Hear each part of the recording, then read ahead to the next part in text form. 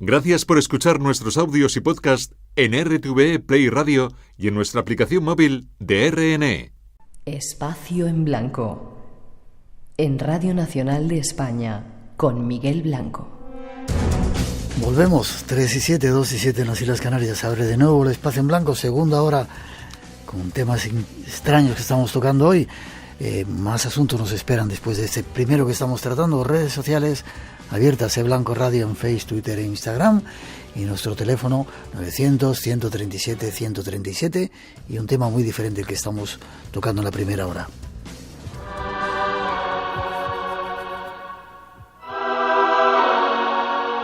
El mundo espiritual con nuestro invitado Ignacio Romero, que está en Pamplona. Sigues por ahí, Ignacio, ¿verdad? Sí, aquí estoy, Miguel. Vale, nos habíamos quedado en eso de las constelaciones o la influencia que tiene la familia en nosotros. ¿Tiene que ver con las constelaciones? Tiene que ver con las constelaciones, sí. Pero antes de explicártelo, Sí. me gustaría comentarte una frase de una psicóloga rusa que se llama Ana y nos dice lo siguiente. Dice, los duelos no realizados, las lágrimas no derramadas, los secretos de familia, las identificaciones inconscientes y las lealtades familiares invisibles pasean sobre los hijos y los descendientes. Es decir, lo que no se expresa con palabras a veces se expresa con dolor. Nuestro árbol genealógico muchas veces nos está dando una cierta información de muchísimas cosas, pero como he dicho antes, no somos conscientes.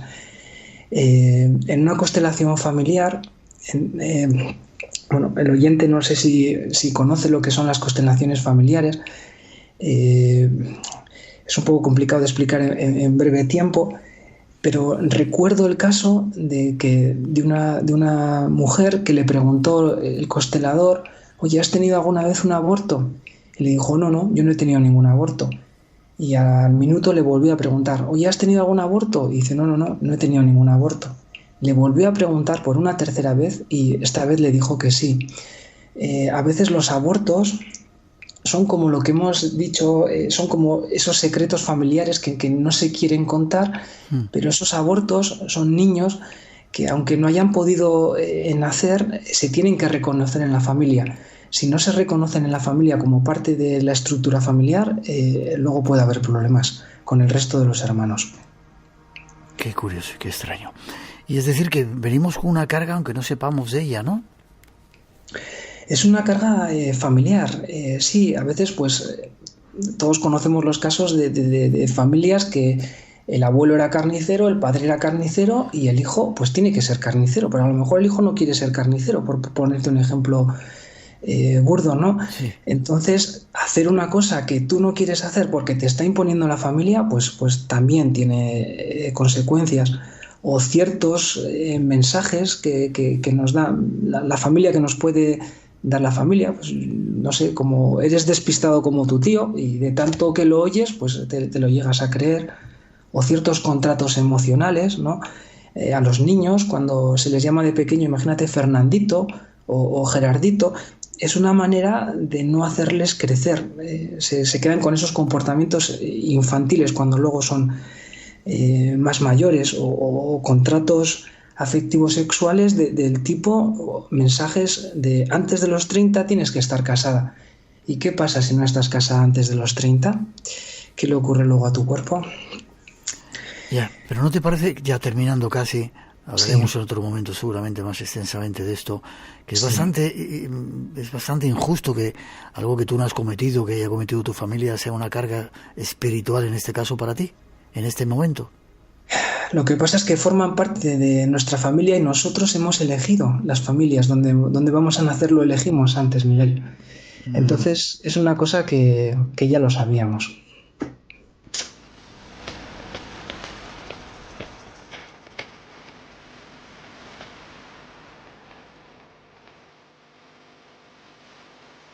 No sé si hemos intentado dar respuestas, pero con todo esto que has contado últimamente, yo creo que han quedado muchas más interrogantes que las que teníamos al principio. Pero bueno, es un buen camino para empezar a caminar, ¿no? Correcto, claro que sí, Miguel. Estos son semillas y luego pues cada uno ya va buscando su camino, va preguntando. Y bueno, pues si ha podido servir de algo, pues bienvenido sea, Miguel. Ojalá. Forma de contacto contigo, Ignacio. Pues mira, tengo un correo que es sanateatimismo@hotmail.com y luego pues en redes sociales, en Facebook está Sánate a ti mismo y en YouTube también, Sánate a ti mismo, y a través de Instagram pues es Sánate a ti. Y si queréis más ese libro, El mundo de lo visible y lo invisible, energía para sanar, de nuestro invitado. Gracias, Ignacio, espero que hayas disfrutado estando con nosotros. Para mí ha sido un placer escucharte. Gracias, Miguel, el placer ha sido mío. Nos volveremos a ver seguro, está ahí escrito casi. O lo hemos elegido nosotros o lo vamos a elegir. Venga, un abrazo, Miguel, un abrazo. Fuerte para ti y tu familia. Nos vemos prontito. Gracias. 2:12 en las Islas Canarias. Seguimos.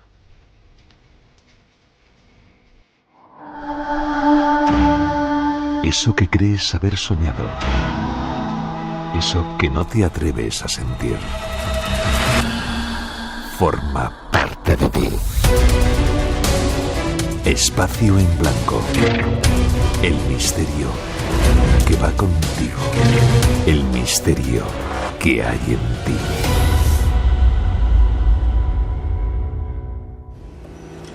Desde el Museo de Limabamba, donde están las momias de la Laguna de los Cóndores, os envío un saludo muy fuerte a los amigos de Espacio en Blanco.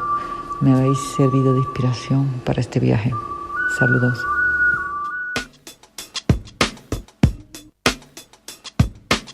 Nos gusta servir de inspiración y abrir caminos si se puede. Cambiamos absolutamente de tema, nos vamos a buscar respuestas sobre un individuo extraño llamado Jack el Destripador. Nos lo ofrece nuestro siguiente invitado.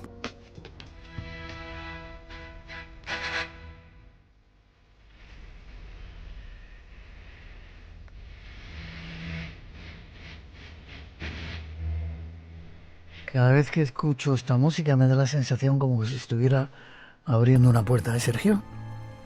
Pues sí, la puerta que intentamos arrojar un poquito de luz en los misterios que presentamos aquí en la sección de Guardián del Cementerio. Se abre la puerta del Guardián del Cementerio y llega Sergio Calle Llorens con algunos de esos casos extraños que a veces nos ponen los pelos de punta. Y hoy con algo que llevas... Buenas noches, no te he dicho nada, gracias por estar en el programa, un placer que estemos de nuevo juntos. Encantado. Y hoy detrás de un caso que llevas mucho tiempo siguiendo. Sí, la verdad que llevo muchísimos años siguiendo la pista del asesino más famoso de la historia, que no es otro que Jack the Ripper o Jack el Destripador. De hecho, he publicado algunos artículos en inglés en algunas de las revistas más prestigiosas de los riperólogos de todo el mundo. Y hoy pues vamos a intentar poner un poco de luz en este misterio envuelto en las tinieblas. Yo cuando me pasaron los datos dije, otra vez Jack el Destripador, si no hay nada nuevo que decir, no se sabe quién era. Y de repente empezó a leer el informe que tengo aquí. ¡Wow! Sergio Calle Llorens, entramos en ese cementerio para ver qué datos podemos conseguir acerca de Jack el Destripador.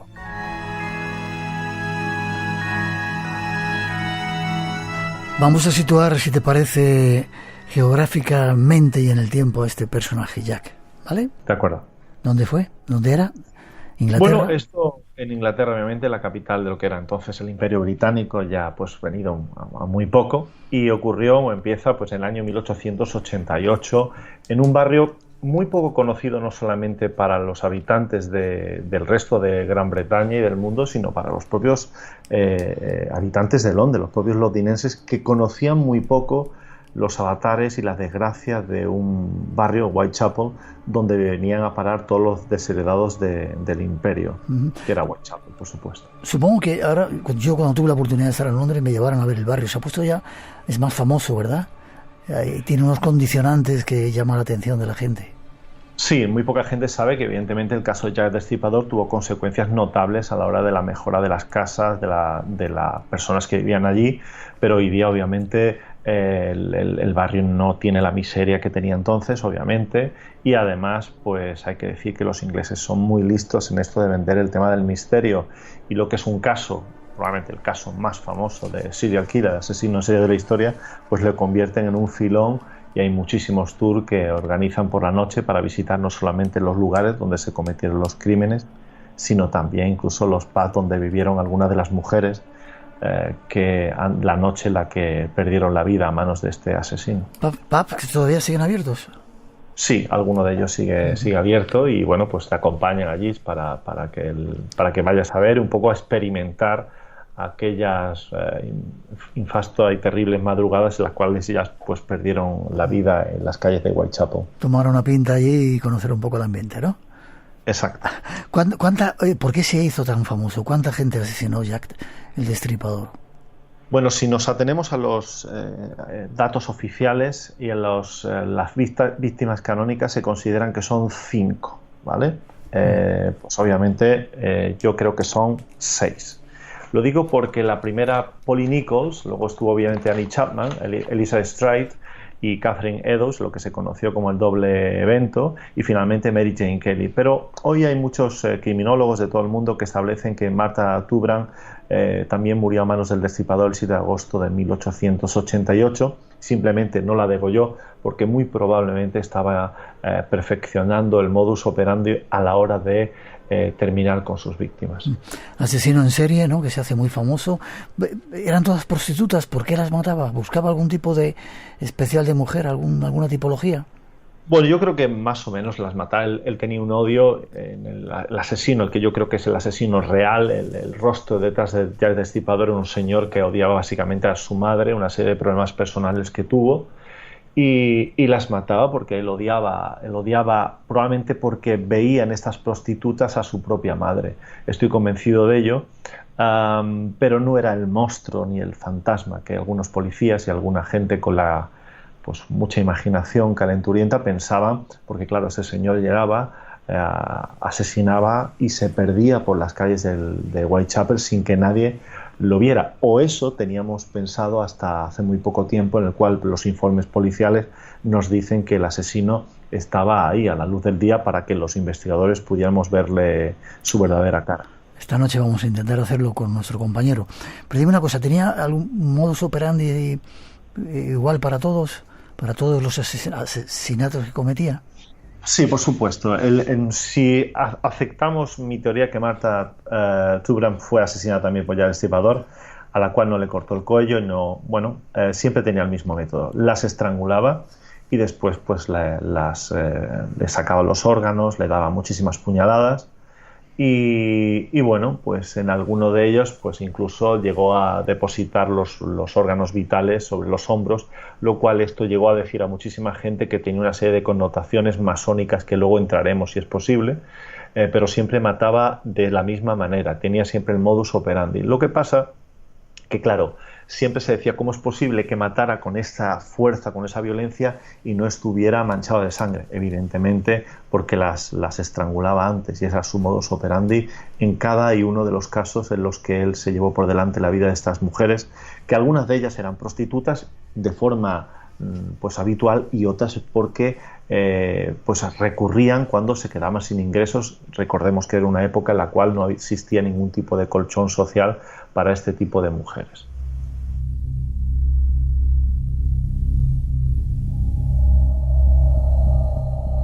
Pues nos metemos ya en las noches nebulosas y neblinosas de Londres de aquel tiempo y la policía no le pillaba, ¿no? No había pistas, decían que podía ser alguien de la realeza. Ahora vamos a ver el estudio que te has hecho de alguno de los posibles asesinos, que podía ser un médico porque había trazos que estaban hechos como con bisturí en las víctimas. Cuéntame.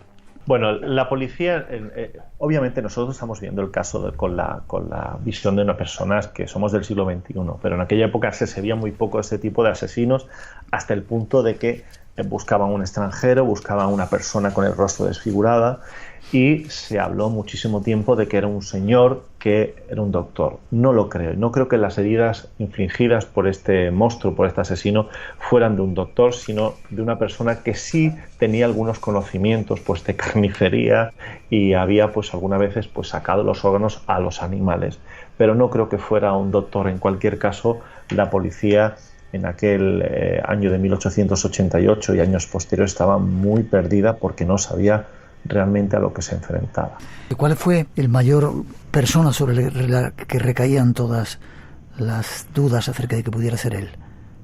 Bueno, había muchos sospechosos, ¿no? En primero uno había uno que se llama John Montaigne Druid, que fue la persona que se suicida, y cuando aparece su cuerpo flotando en el Támesis, pues obviamente la policía lo considera, o parte de la policía, como el responsable, pero había muchos, ¿eh? Había, por ejemplo, Walter Sickert, el pintor, que eso fue un poquito posterior, y había Aaron Kosminski, bueno, que fue un judío que fue visto también cerca de una de las víctimas antes de que fuera asesinada, y el mismísimo Leder Pront, que era un señor al cual pues estuvo chantajeando a las prostitutas en las calles de Whitechapel, que decía que las iba a matar si no le entregaban lo que ganaban con la prostitución, ¿no? Había varios candidatos, pero obviamente el rey de todos es el duque de Clarence. El duque de Clarence.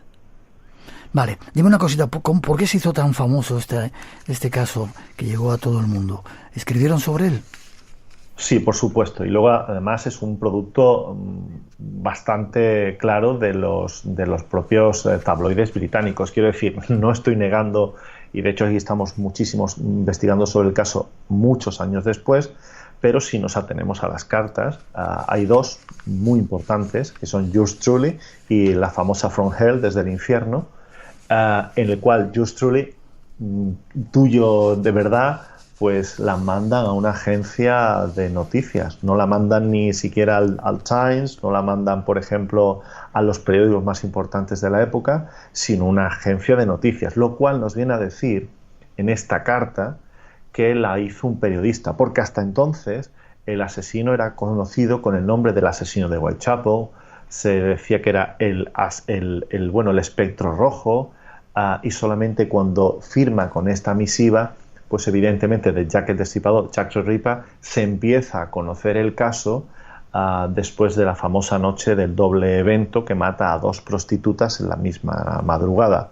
Es entonces cuando evidentemente el caso pues salta a las páginas de los periódicos de forma más internacional, y el caso pues de alguna forma se hace conocer a lo largo de todo el mundo, ¿no? Pero evidentemente la prensa contribuyó mucho al que fuera conocido por todos este caso de Jack el Destripador.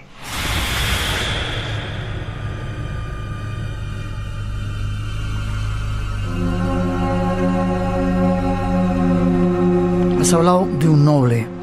He oído esa teoría de que podía ser un noble y por eso la policía, incluso, bueno, altos estamentos ocultaron un poco todo el asunto para preservar su identidad.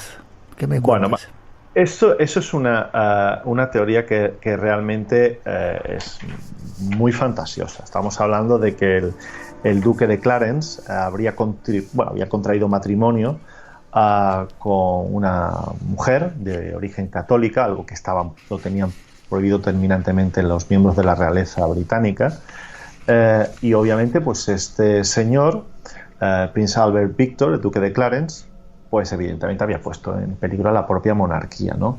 Y entonces el médico de la reina, Sir William Call, se habría encargado de silenciar no solamente a esta mujer, sino a todas aquellas amigas de esta esposa del duque, para que no hicieran pues público lo que podría haber costado la monarquía, o sea, al propio pueblo británico. Y entonces la habrían asesinado a todas para acallar esos rumores y pues ese matrimonio, ese enlace prohibido entre el duque de Clarence y esta mujer. Evidentemente, el matrimonio de Annie Elizabeth Crook no lo conocemos, no existe ningún tipo de documento que lo pruebe, y básicamente la propia teoría es más falsa, aunque es muy recurrente imaginar al médico de la reina cabalgando a lomos de un coche de caballos del color de la madrugada, matando a prostitutas para proteger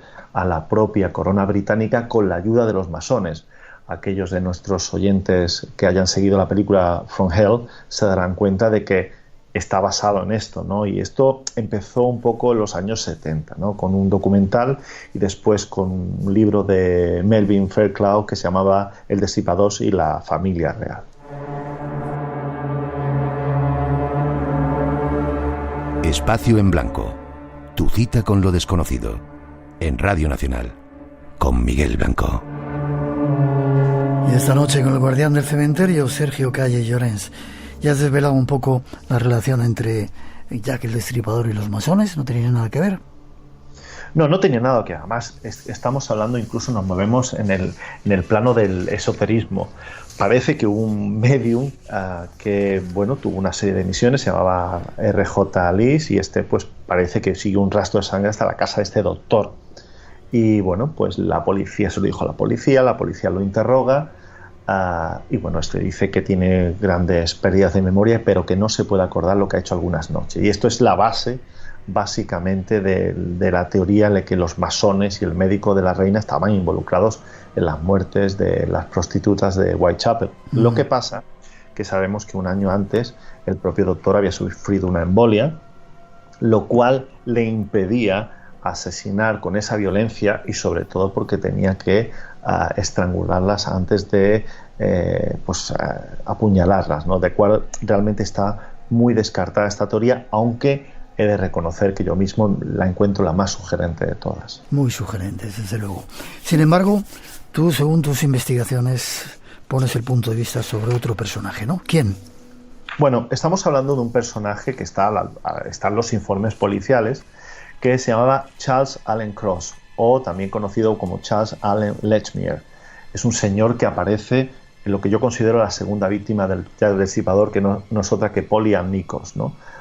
Él aparece junto al cadáver el 31 de agosto de 1888 y es descubierto por otro cochero como él, que se llama Robert Paul, ¿no? Lo encuentra, los dos tenían que ir a trabajar, ambos eran cocheros, vivían muy cerca uno del otro, y curiosamente, cuando llega, porque Robert Paul llega tarde a su trabajo, mirando el trabajo, se lo encuentra a las 3:45 y se encuentra un hombre en la calle que mirando pensaba que era un fardo, y al final resultó ser el cuerpo de la pobre de Polly Nichols, que había sido asesinada. En ese momento Robert Paul no sabía que se estaba encontrando con el misterio y con la muerte aquella fatídica madrugada.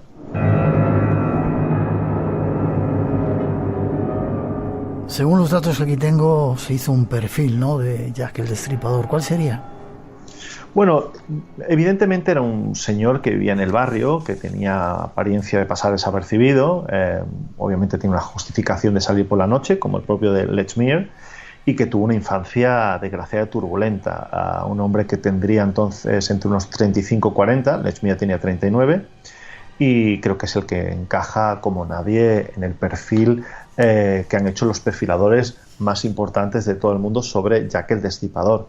Pensemos que este señor se le encuentra en una calle que no tiene escapatoria, que ha pasado por allí una serie de agentes minutos antes, que hay una serie de vigilantes en el barrio teniendo aquello control para que no pasara nada, y que no habían visto a nadie. Y este señor llegó a decir que había salido de su casa a las 3:30 de la madrugada y que llegó a las 45, que nunca estuvo solo con el cuerpo de esta víctima. Sin embargo, sí sabemos que vivía en Doveston Street, y llegado a Bucks Road solamente se necesitan 7 minutos, como yo he hecho la prueba yo mismo, con lo cual mintió. Él estuvo con este cuerpo más tiempo del que le dijo a Robert Paul y a la policía. Y parece ser que se le vio en varios escenarios del asesinato, no solamente en uno, ¿o me equivoco? Claro. En este caso de Polly Nichols, obviamente a él se le ve allí, él se va, le dice, intenta mover el cuerpo, le dice no lo muevas, porque no había sangre con el cuerpo, estaba caliente. Se van a buscar a otro policía, se encuentran al agente Mason, vuelven con él y se encuentran otro policía allí que había pasado minutos antes y no había visto nada, y el cadáver está debajo, hay sangre, con lo cual allí no había nadie, es decir, solamente estaba Lechmere. Y este hombre va a pasar por las rutas de trabajo, por todos los sitios donde van a aparecer los cuerpos de la víctima de Jack el Destripador. Y aquí es evidente, es él, es lo que llamaríamos los anglosajones smoking gun, una pistola humeante. O este señor era Jack el Destripador, o evidentemente era la persona con más mala suerte del mundo. Casi terminando, Sergio. ¿Él se dedicaba a llevar carne a los almacenes? Sí, él llevaba a los almacenes, bueno, él iba de su lugar de trabajo, bueno, pues estaba situado al oeste donde murió Polly Nichols, se dedicaba a repartir carne por todas las carnicerías de la zona de Londres, con lo cual siempre llevaba un delantal y evidentemente siempre tenía rastros de sangre en el rostro, en su ropa, y era conocido del barrio, por lo tanto tenía una justificación para estar en el barrio. Curiosamente, y muchos de los riperólogos de todo el mundo siempre se han visto un poco confundidos con la famosa noche que murieron Elizabeth Stride y Catherine Eddowes, pero es que tenemos que decir que, porque están un poquito alejadas, ¿no?, que él vivía en Holloway Street, Vineland Square, Thomas Street, es decir, donde vivían con su madre. De hecho, su madre vivía en Cable Street, que estaba justamente a la esquina donde se encontró aquella maldita noche el cuerpo de Elizabeth Stride. En fin, es que es blanco y en botella. Este señor estaba justamente en su ruta de trabajo y en cada noche que pasaba. Estuvo también cerca de Mary Jane Kelly aquel fatídico 9 de noviembre de 1888, ¿no? Es decir, tenía tiempo para hacerlo, tenía justificación, y parece que algo ocurrió terrible con su madre, que es la figura en la que pivota todo este caso, en la cual le empujó a realizar estos abominables crímenes. Tú tuviste la oportunidad de recuperar el caso con algunos periodistas suecos. Sí, yo estuve hablando con este señor que llevaba Holmgren, que ha hecho la investigación. Lo que pasa que hay un punto negro en la investigación, es si este señor era Lechmere, que mintió, que estuvo con el cadáver, porque básicamente cuando Robert Paul le dice a la prensa, no, yo no he descubierto el cadáver, ha sido otro señor, y es entonces cuando Lechmere se presenta a hablar con la policía, habiendo dado un nombre falso, porque él dio su nombre anterior, pues uno empieza a tirar de la manta. Pero la pregunta aquí es cómo es posible que un asesino en serie dejara de matar. Y es muy posible que tuviera que ver con el hecho de que su madre, que se había quedado con una de sus hijas, porque hay que decir que Lechmere estaba casado, pues él habría usado el odio que tenía su madre. Debemos recordar que él nunca conocía a su padre, era de familia pues desestructurada, y que de alguna manera la odiaba, y es que el hecho de que se había quedado con su hija había provocado una serie de un odio enfermizo sobre las mujeres, especialmente sobre su madre, y había pagado a estas mujeres por todo el odio que tenía hacia él. ¿Y por qué dejó de matar? Pues por eso, yo creo que en un momento su madre, y ahí estamos haciendo ahora la investigación, continuando, su madre muere, y de alguna manera pues este odio que tenía parece que desaparece. Sí. Pero claro, es que estamos hablando de una época que hay crímenes que no se resolvían. El propio inspector Aberline, que por cierto se le acusó muchísimas veces de haber estado dentro de la conspiración de la corona británica, él llegó a declarar, por cierto, él no publica ningún tipo de memoria porque algunos de sus compañeros habían sido castigados con el empleo, con el sueldo. Él decía que evidentemente ni Giles Destripador era un loco, ni era un fanático, ni era una persona que estuviera muerta, sino básicamente una persona que en un tiempo de su vida pues había tenido este odio hacia las mujeres y desencadenó esta terrible violencia hacia ellas en aquel lejano 1888. Lo curioso, y son los últimos datos, es que Lechmere nunca fue acusado de ningún crimen y, según cuentas aquí, murió de forma pacífica en su cama el 23 de diciembre de 1920 a los 71 años. Exactamente, nunca fue acusado. De hecho, os he pasado incluso su fotografía, que es inquietante. Inquietante. Sí, cuando nuestros amigos de Espacio en Blanco la puedan ver, pues verán que es un hombre que en fin, tiene una mirada realmente que da que pensar, que ganó su dinero, que se hizo un hombre respetable, pero que solamente él, no Montaigne, no Walter Sickert, porque incluso Montaigne, por ejemplo, estaba jugando al rugby cuando apareció el cadáver de Polly Nichols. Él estaba junto al cadáver, lo cogieron con las manos en la masa. Solamente la suerte, la inteligencia, la listeza y el hecho de que tuviera justificación para estar deambulando por aquellas estrellas y oscuras noches de Whitechapel, pues él evidentemente se pudo librar de ser acusado.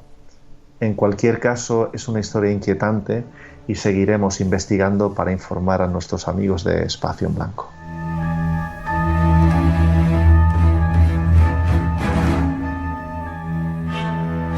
A mí no me gustaría encontrármelo ni de día ni de noche, aunque no hubiera niebla.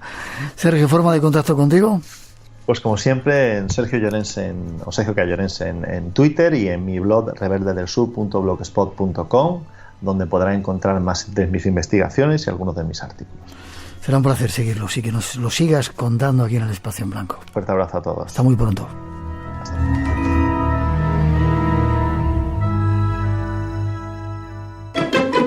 Radio Nacional de España, la que quieres.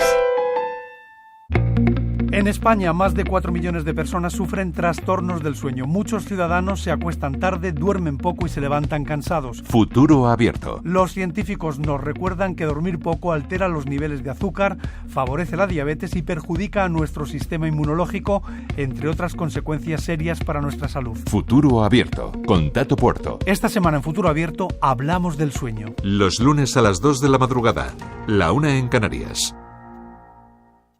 Y recuerda, no es un día cualquiera. Los fines de semana desde las 8:30 de la mañana. RTV, la que quieres. Buenas noches desde acá, desde otra latitud. Un gusto de verdad, muchas gracias. Qué emoción escuchar una respuesta. Voy a estar atento, ¿no? Un abrazo bien fuerte.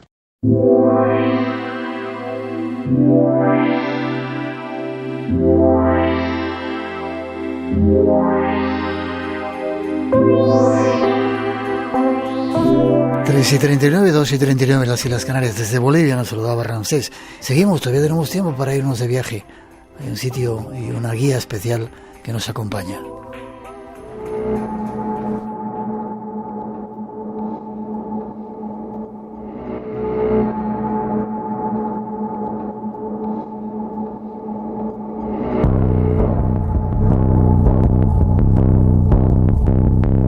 Pues llega el momento de viajar hacia esos lugares donde nos lleva esta dama oscura que forma parte del equipo del Espacio en Blanco.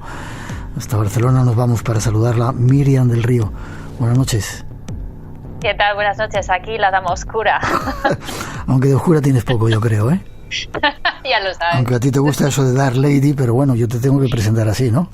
Muy bien, pero me ha gustado ese dama oscura. Sí. Bien. ¿Cómo se presenta el año? ¿Vamos a viajar? Pues, ¿Vamos a viajar mucho? Espero que sí, que podamos viajar. Que nos quiten todas las pandemias y todas las restricciones y podamos movernos todos más libremente. Pero claro, tenemos que cuidarnos para que eso llegue.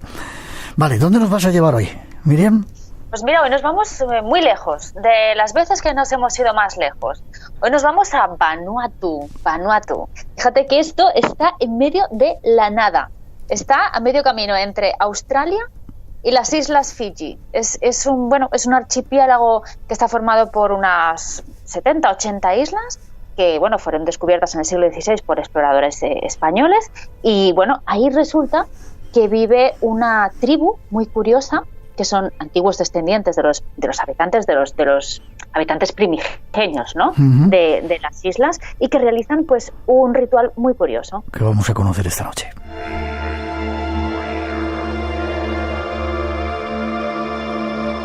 En medio de la nada, entre Fiji y Australia, unas islas descubiertas por los españoles. Ya estuvimos, mínimamente pasamos por ahí junto a Daniel Landa, otro de nuestros compañeros, cuando hablaba de su serie, había estado en ese lugar. ¿Cómo es la isla? ¿Es esa típica isla tropical? Claro, es una isla envuelta en un mar azul turquesa tremendo, en donde te encantaría perderte y quedarte para ahí para siempre, ¿no? Pero piensa que esto era todas las islas eran una antigua colonia anglo-francesa, era un condominio, básicamente, es decir, un espacio que tenía soberanía compartida, ¿no?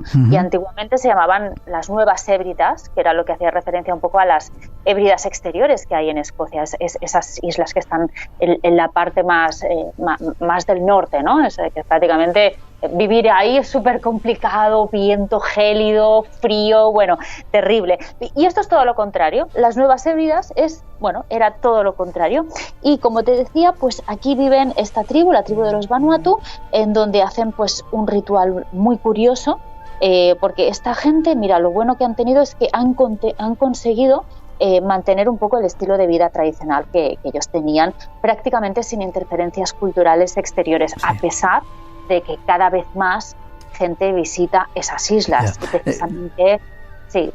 No, te iba a preguntar, que decías que eran descendientes de los antiguos pobladores y que han conservado su cultura a pesar de la globalización, ¿no? Exacto, lo han conseguido. Fíjate que poca gente lo consigue, ¿no? Y ellos lo han conseguido a pesar de que, como te decía, pues cada vez más gente va a esas islas y precisamente pues van como muy con las ganas de ver, de presenciar ese famoso ritual, ¿no? Que es el ritual que lo conocen como ritual agrario, también se conoce ritual como la isla de Pentecostés directamente, como se llama la isla, o también lo llaman land diving en inglés, que vendría a ser un poco buceo de tierra. Vale. ¿Lo hacen siempre? Porque como ponías en los datos que teníamos Pentecostés, pensamos que solamente en esa fecha, así se llama la isla, y ahí es donde lo hacen. ¿Y en qué momento lo hacen? Bueno, esto lo hacen en un momento muy concreto. Normalmente se hace después de la temporada de lluvias y sobre todo entre abril, mayo y junio. Y te explico por qué. O mejor, te explico en qué consiste este ritual. A ver, este ritual consiste en que lo que hacen es construir una plataforma de madera elevada. Vendría a ser, para que nos entendamos, aproximadamente 25 o 30 metros, más o menos, es una torre de madera. Y lo que hacen esta gente es subirse a lo más alto, se aseguran por los tobillos con unas lianas y se lanzan a lo loco, venga, ahí. Es como una especie de bungee jumping, como un puenting. ¿Se lanzan al vacío? Se lanzan al vacío. Es un puenting, pero como yo digo, un puenting a lo pobre. Puenting a lo pobre. Porque lo que hacen es lanzarse al vacío, se atan con esas lianas, que deben de ser lianas flexibles. De ahí, por eso te he dicho que no se hace siempre durante todo el año, solamente se hacen en ese momento entre abril, mayo y junio, cuando las lianas, digamos, que están más flexibles, son más elásticas, ¿no? Por eso digo que es después de la temporada de lluvias, y lo que hacen, pues bueno, realizar un entramado para atarse bien desde los tobillos y lanzarse al vacío. Eso lo hacen pues para que, digamos, que los dioses, sus dioses, eso es una religión animista, de alguna manera les puedan proveer de una buena cosecha. Es un ritual de fertilidad de la tierra, ¿no? Y saltar es como un acto de fe. Como Indiana Jones en la última cruzada, ¿no? Que tiene que lanzarse al vacío, ¿no? Es un acto de fe lo que hacen ellos.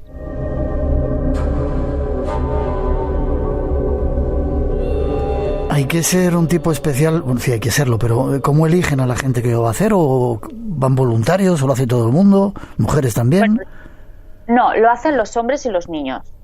Hombres y niños son saltadores únicamente. ¿Se puede empezar a hacer este ritual? Pues mira, a partir de que tienes 7, 8 años, cuando los niños son circuncidados.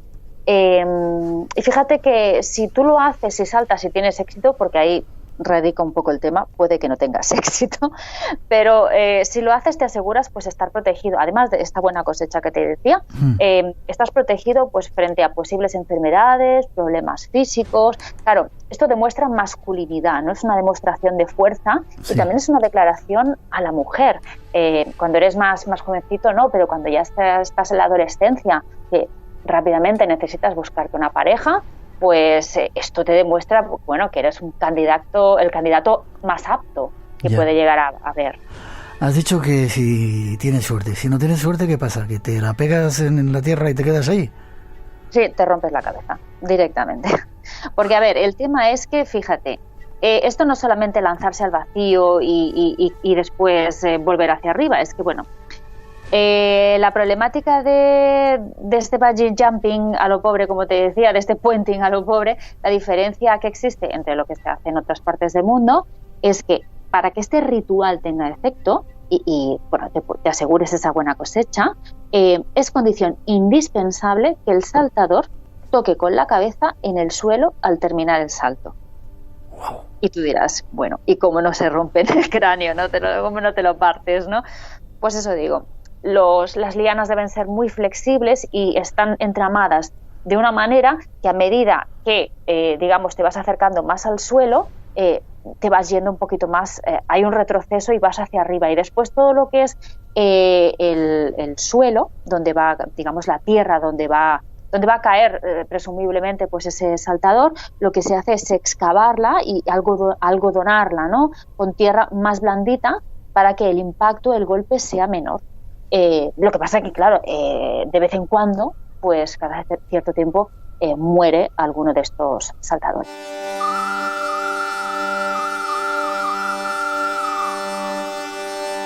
De ahí que se llame también buceo de tierra. Sí. Es que, bueno, es que como si te lanzases al agua. Directamente es que se lanzan como cuando uno se lanza desde un barco en alta mar. Pues es exactamente así. Yo, si a algún oyente le interesa el tema, por favor, buscad en cualquier buscador y poned esto: buceo de tierra, Vanuatu, ritual de Pentecostés, y vais a alucinar de lo que os vais a encontrar. Pero bueno, también decirte que no solamente se hace en esta isla, sino que también se realiza en las islas de Panas, de Panji y Punla, que son unas islas que están también muy cercanas. Increíble. Habrá que ir a verlo algún día, ¿no? Ojalá. Mira, yo ese es uno de los continentes que se me resiste, ¿eh? Tú ya lo sabes, que ya la que puedo me escapo. Pero sí, la verdad que debe de ser impresionante. De hecho, ya te digo, muchos turistas cada vez más van precisamente a estas islas a ver este ritual tan impresionante. Muchos de los problemas o los accidentes que ha habido ha sido cuando se ha realizado este ritual en una época que no era la adecuada, en épocas en que las lianas no estaban tan flexibles, estaban más secas, quizás se han roto, ¿no? Todo influye, por eso saben perfectamente cuándo debe de hacerse y cuándo no. Y además tiene una alta carga espiritual, ¿no? No tanto para demostrar solo a los turistas, sino que hay otros motivos para hacerlo, ¿eh? Claro, ellos siguen son una religión animista, entonces ellos creen que viven en un mundo de espíritus que los rodean, creen que todo está conectado y es su forma pues de agradecer a los dioses. Es un acto de fe, como decía, ¿no? Todo se supervisa, la construcción de la torre minuciosamente, al igual que las lianas, todo se hace al dedillo, para que todo salga perfecto y digamos que se puedan asegurar, como te decía, esa buena cosecha, que lo que se aseguran precisamente es el ñame. El ñame es un tubérculo que es como similar a la batata, que es lo que comen allí y es su principal alimento. De todas formas, si en el futuro a alguien le apetece ver este ritual, yo le diría, e incluso me lo digo a mí misma y a ti también, Miguel, si alguna vez nos perdemos por Vanuatu, que no tardemos demasiado, porque según los científicos, para el año 2030 algunas de las islas del archipiélago de Vanuatu empezarán a desaparecer, porque claro, están muy muy cerquita, están al nivel de mar. Sí. Entonces, claro, con el cambio climático, el deshielo, la subida del mar, es posible que en 10-15 años empiecen a desaparecer. Habrá que darse prisa. Y si queréis verlo, también Daniel Landa, nuestro compañero, me parece que nos mostraba ese buceo de tierra.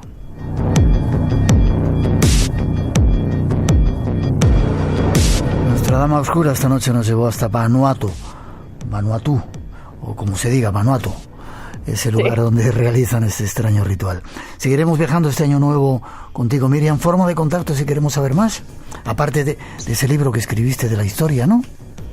Sí, exactamente. Bueno, la otra cara de la historia es este libro del que ya hablamos hace poquito sobre temas curiosos, hundimiento del Titanic, Triángulo de las Bermudas, etcétera. Pero respecto a lo que a nosotros nos gusta, esos temas oscuros, ese turismo oscuro, ese es el libro de Turismo Dark, que también escribí. Pero bueno, me podéis encontrar como siempre, como decía Miguel, ¿no? Dama Oscura, Dark Lady BCN, ahí en Instagram. Que sigas tan luminosa. Te deseo todo lo mejor y un bonito año. Un abrazo, Miguel. Fuerte para ti. Hasta prontito. Gracias. Chao.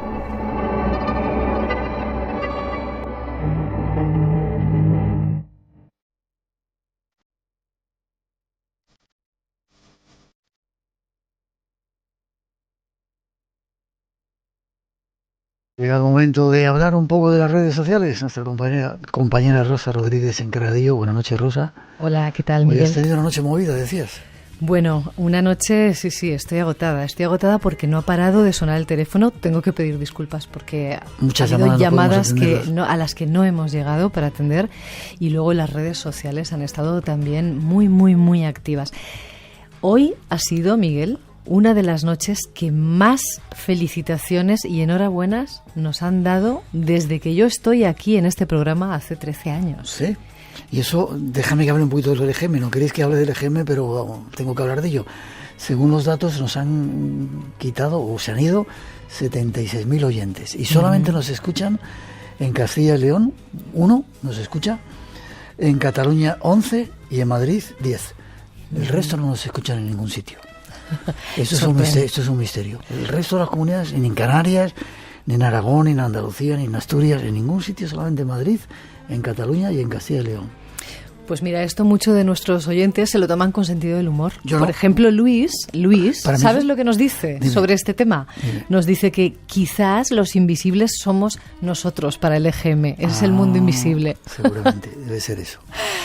Así que, bueno, ahí queda dicho. Que sepas que han sido muchas llamadas, muchísimas, incluso oyentes que nunca nos habían llamado por teléfono, nos han llamado hoy solamente para decirnos que enhorabuena por el programa y que adelante, y ni siquiera querían participar en el sorteo del libro porque tenían ya otros libros en casa. Así que, bueno, ahí queda ese mensaje. Y luego experiencias, muchas, ¿no? Personales con el mundo de lo invisible, muchísimas. Y mensajes muy bonitos, tengo algunos aquí. Dime. Pues mira, te lo voy a leer textualmente. Por ejemplo, el de Sara, que nos escribía desde Málaga y dice así: toda mi vida escuchando el programa, mi familia invisible, y sin embargo tan real como el cine. Qué bonito. Otro mensaje que tengo por aquí es el de Marga, que nos dice: desde el mundo espiritual nos envían señales. Gracias a programas como el vuestro aprendemos a descifrarlas. Qué bonito también. Y luego Teresa desde Valladolid, por ejemplo, nos llamaba por teléfono y nos decía que para ella no es casualidad haber puesto la radio esta noche, ella que no es oyente habitual del programa, y que nosotros estuviéramos hablando del mundo del espíritu justo cuando ella más lo necesitaba. No hay casualidades, dicen. ¿Alguno más? Eso es lo que dicen. Bueno, Lorena, nos han contado experiencias con el mundo de lo invisible. Por ejemplo, Lorena, ella nos dice que cuando piensa en alguien que hace mucho tiempo que no ve, pues al día siguiente se lo encuentra. De repente aparece, de una forma fortuita. Luego, muchos casos con animales, muchas experiencias. Nos ha llamado Enrique también, contándonos cómo ver el aura de tus manos, también en alusión a lo que el invitado Ignacio ha estado hablando mucho del mirar sin mirar. Si queremos ver el aura, hay que aprender a mirar sin mirar. Y a él le enseñó un amigo ya anciano, le dijo que simplemente en una noche de luna luminosa tenías que colocar tus manos mirando a tu rostro, enfrentadas, y mirarlas sin mirar, a la yema de los dedos. De una forma mágica aparecían unas líneas que iban de índice a índice, de anular a anular, de corazón a corazón, y según tú movías tus manos, las líneas iban estirándose o encogiéndose. Yo casi te lo estoy viendo ahora, sí. ¿Verdad?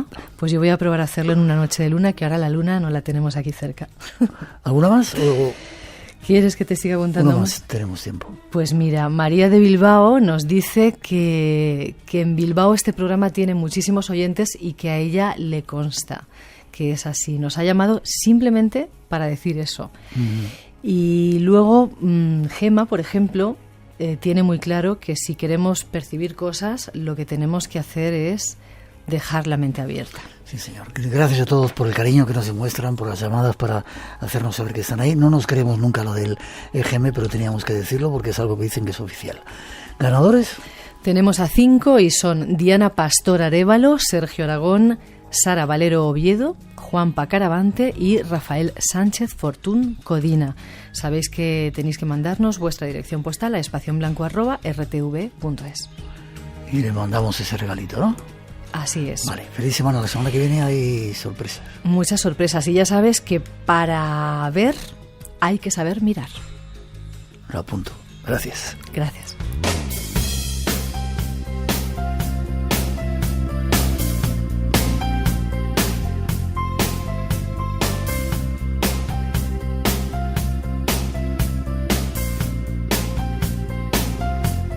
Para ver hay que saber mirar, me lo apunto. Terminamos por hoy. Os dejamos primero con nuestros compañeros de los servicios informativos, María Lledró y José Luis Araújo, que ya están preparados ahí en el estudio 102 para darnos la actualidad de las 4 a las 3 en las Islas Canarias. Nosotros volvemos en 7 días. No olvidemos las mascarillas, a ver si somos capaces de frenar esa nueva ola que está creciendo y podemos, como deseamos, vivir unas navidades normales. Os dejamos también aparte con nuestros compañeros en buena compañía, a Hombros de Gigantes, y si queréis más, el podcast de Espacio en Blanco. Dicen que uno de los más descargados, aunque según el EGM seguramente no nos descarga nadie. En Play Radio lo podéis escuchar. Feliz semana a todos, nos vemos en 7 días. No os perdáis el programa de la semana que viene, ya veréis qué curioso. Y hasta las 4 os dejamos con un poquito de nuestra mejor música mientras recogemos todos los trastos. Feliz semana, abrigaos.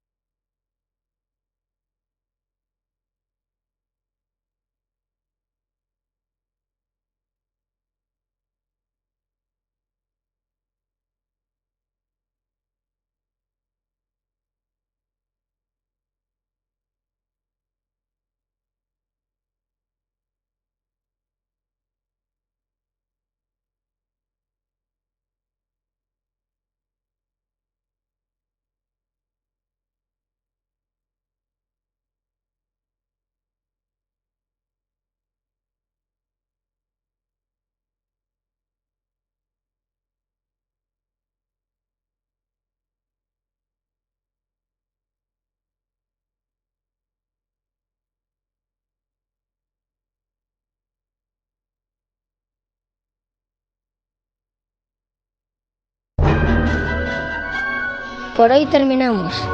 Recuerda que tienes una cita con el misterio, aquí en Radio Nacional. Será dentro de 7 días, en el Espacio en Blanco. Hasta entonces, feliz semana.